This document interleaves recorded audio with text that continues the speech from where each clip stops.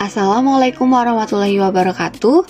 Perkenalkan, kami dari kelompok 1 kelas farmasi C ingin mempresentasikan hasil kerja kami yang berjudul Simplicia. Kelompok 1 kami terdiri dari beberapa anggota. Yang pertama, Nirwana Rahmani, yang kedua, Nisrina Kamiasari, dan yang terakhir, Veronica Nuraziza Tumul Aca.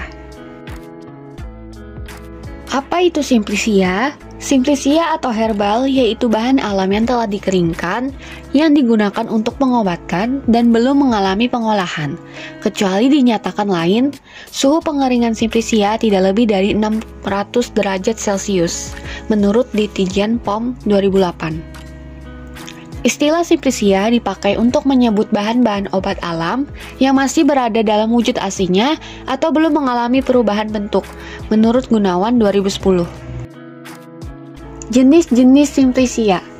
Simplicia terbagi menjadi 3 jenis. Yang pertama, Simplicia nabati.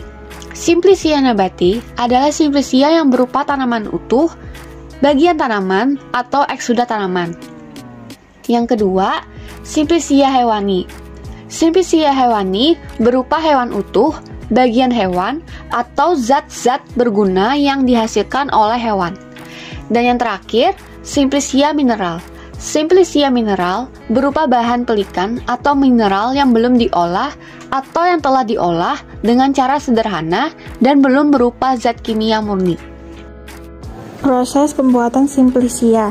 1. Sortasi basah. Sortasi basah adalah pemilihan hasil panen ketika tanaman masih segar. Sortasi basah dilakukan untuk memisahkan kotoran-kotoran atau bahan-bahan asing seperti tanah, kerikil, rumput, batang, daun, akar yang telah rusak, serta pengotoran lainnya harus dibuang.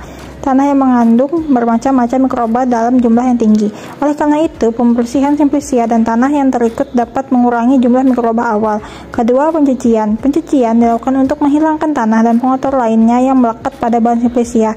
Pencucian dilakukan dengan air bersih, misalnya air dan mata air sumur, dan PDAM. Karena air untuk mencuci sangat mempengaruhi jenis dan jumlah mikroba awal Simplicia. Ketiga, perajangan. Beberapa jenis Simplicia perlu mengalami perajangan untuk memperoleh proses pengeringan, pengepakan, dan penggilingan. Semakin tipis bahan yang akan dikeringkan, maka mempercepat waktu pengeringan. Akan tetapi, irisan yang terlalu tipis juga menyebabkan berkurangnya atau hilangnya zat berkhasiat yang mudah menguap sehingga mempengaruhi komposisi, bau, rasa yang diinginkan. Hal-hal yang perlu diperhatikan dari proses pengeringan adalah suhu pengeringan, lembapan udara, waktu pengeringan, dan luas permukaan bahan.